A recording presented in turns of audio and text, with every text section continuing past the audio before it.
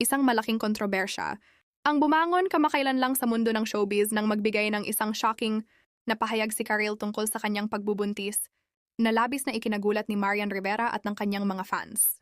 Sa isang panayam sa isang sikat na talk show, inamin ni Karil na may mga personal na bagay na nangyari sa kanya sa mga nakaraang buwan, kabilang na ang kanyang planong magkaroon ng anak.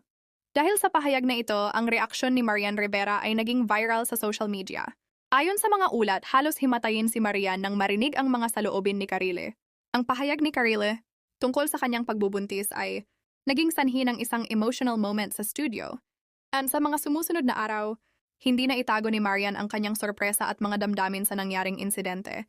Sa interview, sinabi ni Karil na siya at ang kanyang asawa, si Yael Yuzon, ay masayang naghahanda para sa isang bagong chapter ng kanilang buhay bilang magulang. Ngunit hindi niya inaasahan na ang kanyang pagbubuntis ay magiging dahilan ng matindi